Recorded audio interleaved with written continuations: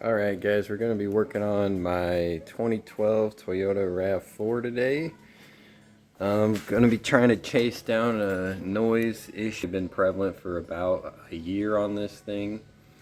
I've done some research, replaced a bunch of other suspension parts, but there's a clunking noise that happens mostly on uneven back roads and driveways, that sort of thing. It's kind of a light clunk every now and then. And after doing some research, the sway bar bushings that are underneath this car get worn out. This one's sitting at about 150,000 miles, so right at that age where those rubber components start to go bad and get loosened up. So we're gonna dig into there. I haven't seen a lot of videos online that were helpful on this really, so we're gonna get in there, see if it solves a problem. If not, it'll be instructions on how to replace it for yourself. So alright, so first thing we got to do is get the car jacked up on both sides of the front end here.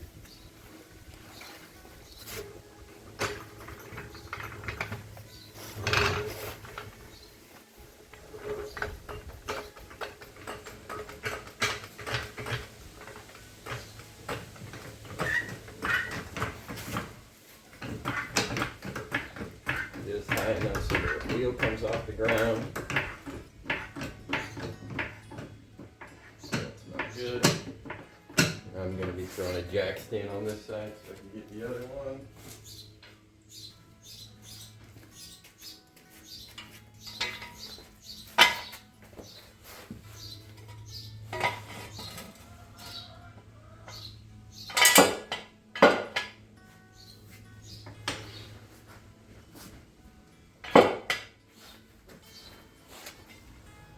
We'll ease that slowly. Show you guys down here. This side of the car, the passenger side, actually has a frame rail that's really convenient to jack up. The other side is covered by some plastic, so if you're going to do this the way I am, putting a jack stand on this side is actually the way to go. That way you can just have your jack on the other one. We'll go get that other side up. Alright, we got both sides off the ground pretty evenly. You want to get them as even as you can, just so that sway bar is under the same pressure on both sides. Doesn't have to be perfect, but close. So we'll get these wheels knocked off, and then we'll dig into. Alright, we'll get this first wheel knocked off.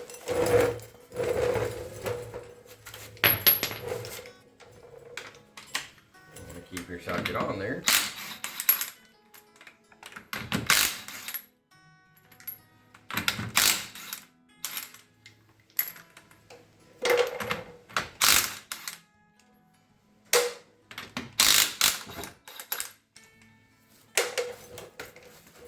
Alright. Put that aside.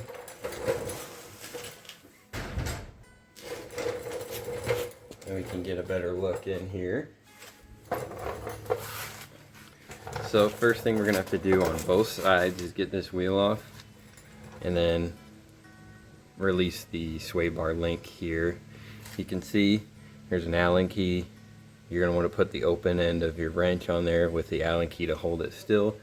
If you don't have an impact, you can try with an impact, but if these are old and rusted together, you might have to use the Allen wrench just because these things like to spin if they get seized up. I did try and squirt these down with some PB Blaster ahead of time to hopefully loosen them up a bit. So we'll get the other side off. We'll break that sway bar link loose on either side, and then we'll get to the next step. Alright, so we're ready to take this top half of the sway bar link off. Now, like I said before, you can use an impact. This is a 17mm nut on mine.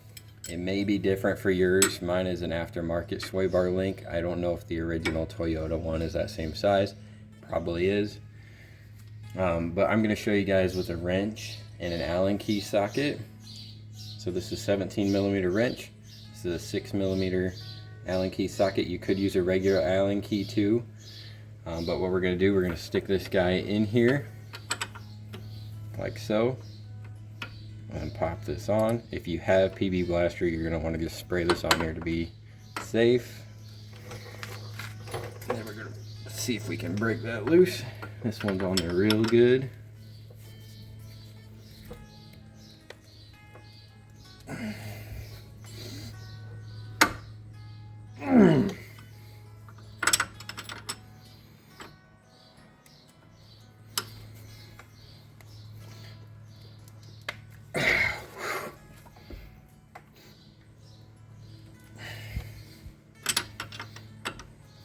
Alright, we're going to do a little trick here.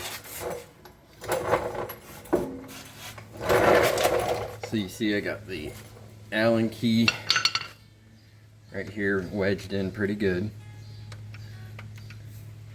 That's kind of holding itself for us. We're going to try and pop this with a hammer just up a little bit.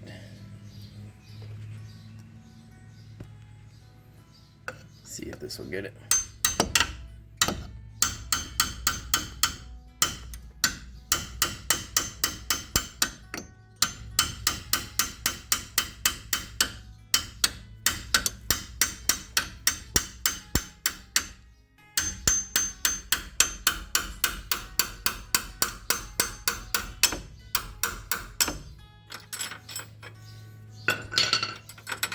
We're getting a little bit of movement there. Now the key is to see if this is, there we go. So as you can see, those can be on there pretty snug. You might have to whack the hammer like I just did.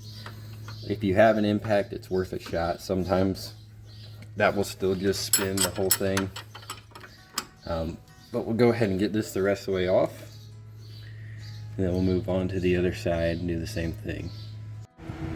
Alright guys, so we got both sway bar links off. Remember, like I said, use some PB Blaster, give it about 15-20 minutes to set in. This side was a real bear for me to actually finish up off camera, but I did get it off the way I showed you guys, and then the other side popped right off because it was sitting with the PB Blaster longer. So helps a lot, get those things freed up, especially if they've been on there for a while. So now we're ready to start taking off brackets. I'll show you guys where those are at so you can follow your sway bar here. So we can see the link, bottom side of the link right here. This is the sway bar, curves up, goes right in here. And the bushing that we're gonna replace, let's see if I can show you guys.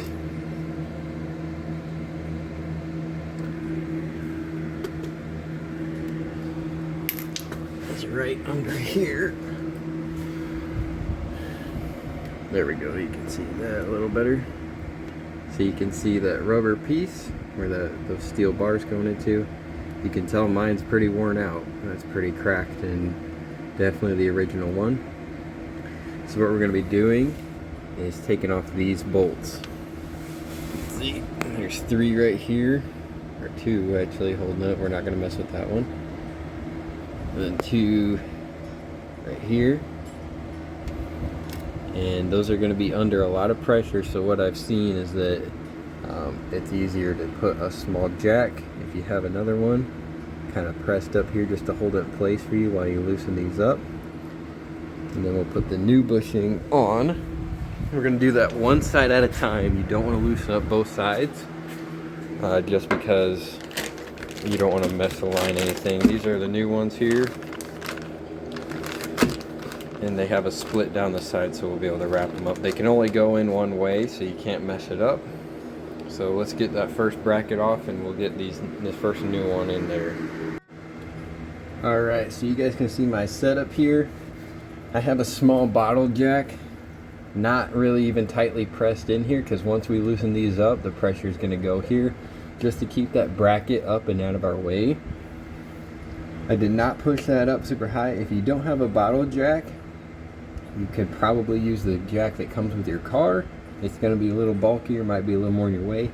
You could probably do this without a jack entirely. You're just going to have to be holding it up there with your hand while you're trying to do this, and might be a little tougher. So we're going to break these off. I am going to use my impact. You could absolutely do this with a regular ratchet and a cheater bar probably, because these are going to be on there pretty snug. They're 17 millimeter, so let's go ahead and pop these off.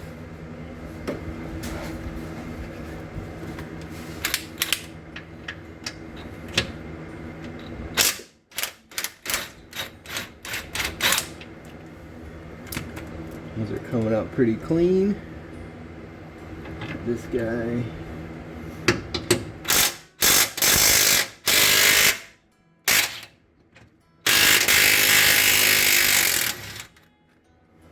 That guy was in there pretty snug. Like I said, guys, these are under a lot of pressure. That rubber bushing is meant to be really squeezed in there. So the hard part is actually putting the new one in, but we'll get to that.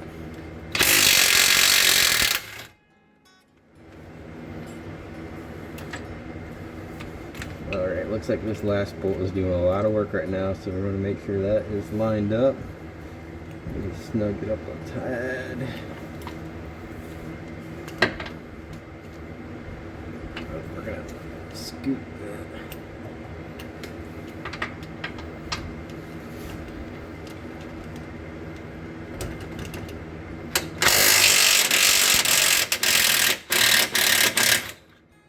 Alright.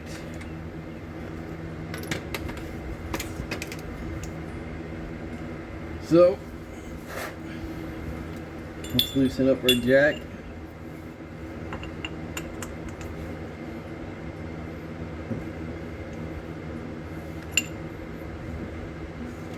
Okay. And there we go. That little rubber nub there is holding it on. And this is our bushing. So let's see how we can finagle that off. That is going to be a little tough. But you can tell this one is pretty tired. It looks like the sway bar is pretty bent actually right here.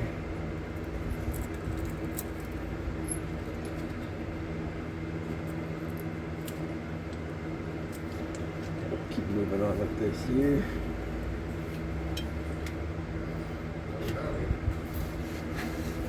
Hey!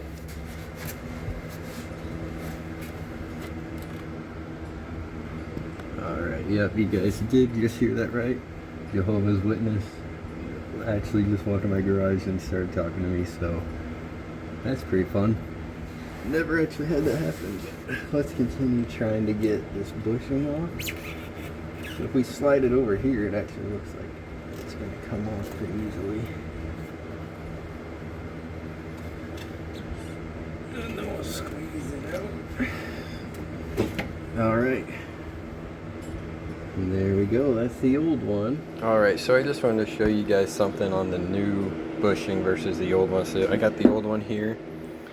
You can see how stretched out and worn out this one is compared to the new one. Now this one is obviously aftermarket. It's a Moog brand, which is a good brand. This is one of those jobs where you don't want to cheap out on the rubber. The cheap eBay rubber is just garbage. Ask me how I know.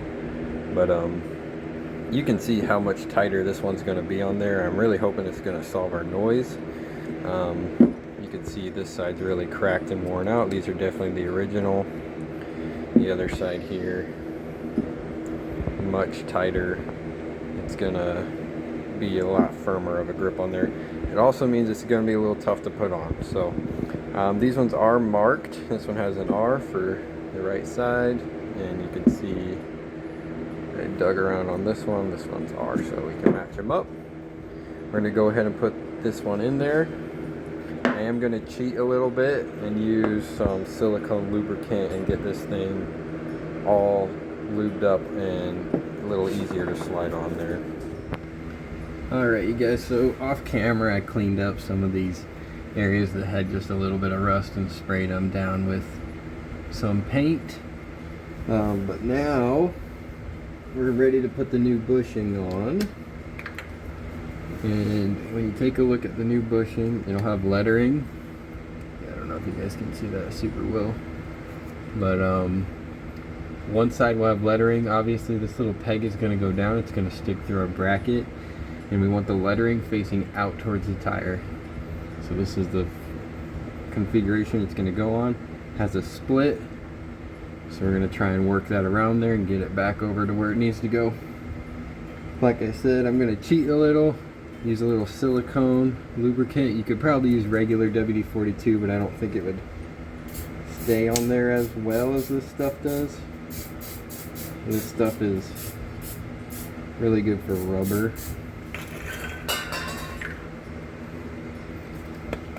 And we're gonna see if we can get this thing finagled on there.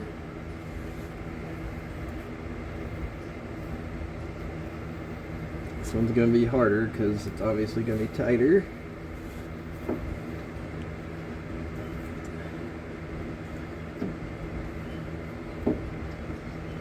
Alright, I think I got it going. There we go. Spinning around.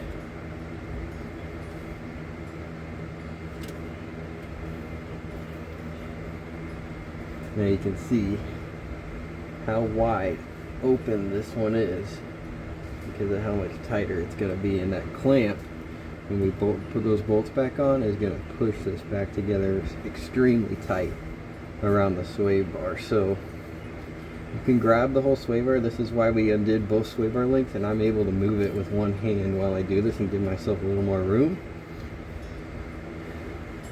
But this, get this shoved in here. I'm kind of twisting it a little as I go, and I can tell you that that silicone lubricant is helping out quite a bit right now. So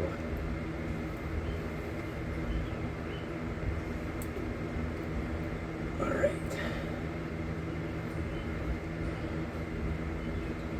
okay, we got that pretty good spot there. When this gets shoved up there, it's going to collapse back onto itself. Alright, so we'll go ahead, move on to put the bracket on. Alright, so we're ready to get the bracket back on here.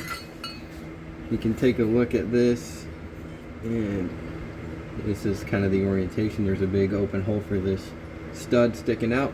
The first thing we're going to do is push the little rubber nub here through this square hole, and see that light, that might hold itself up there once we get that on.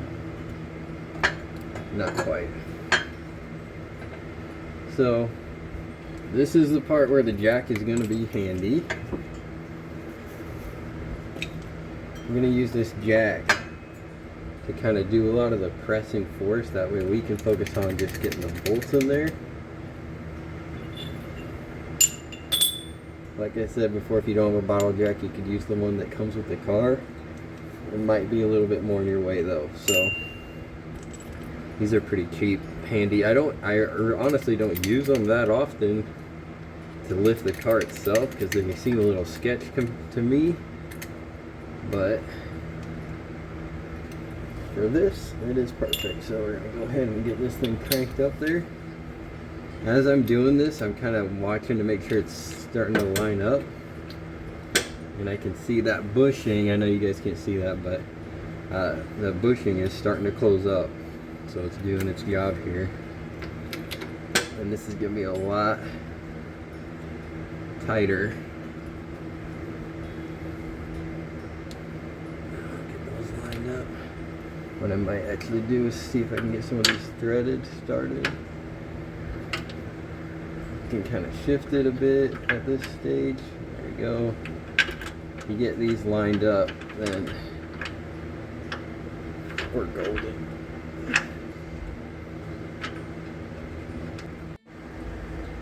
Alright, sorry you guys, I had to take a couple of those bolts, bring them over to my angle grinder with a wire brush and clean them a bit. They had some pretty heavy rust, so got that cleaned up and now they're going in pretty well. So let's cinch them down. We're gonna do kind of a crisscross pattern here to cinch everything up.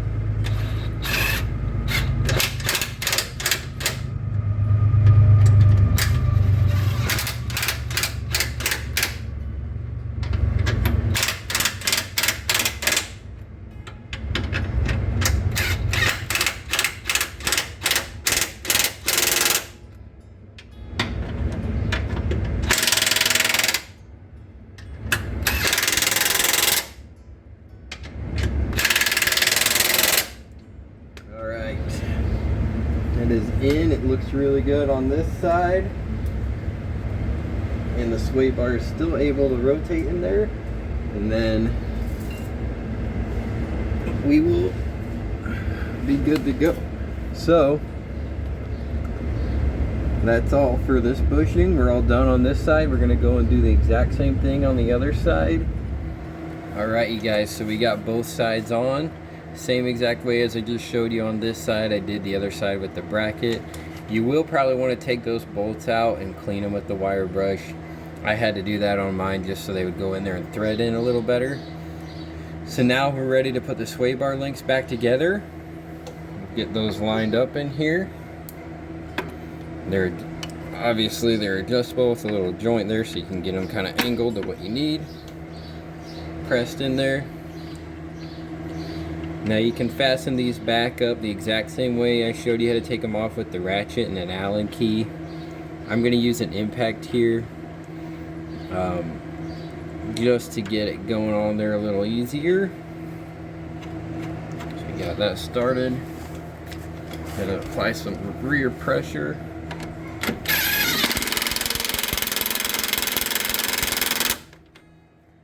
Let's cinch that down. We want to eliminate any other possibilities of this clunk, so I know for sure if this solved it or not. But that's it. We're buttoned up on both sides just like that. We're gonna put the wheels back on, take it for a test drive. All right, you guys, we're taking it on a quick test drive here to see if we got it fixed. I'm going down a back road here that I always hear this clunk.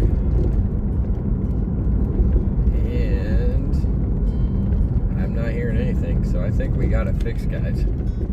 All right, guys, so after that quick test drive, I think we're doing good. I didn't hear any clunking anymore, so that bushing job seems to have done the trick. I think the biggest tip for you I got on this is to make sure you lube up those new bushings when you're trying to slide them on. Regular WD-40 would probably do just fine. I used that silicone based stuff. It definitely is a little better for rubber, but you could use anything you got, get it on there. Overall, pretty easy job. I used an impacted quite a bit, but you could totally do it with regular ratchet. And I appreciate you guys watching. Until next time, thanks again.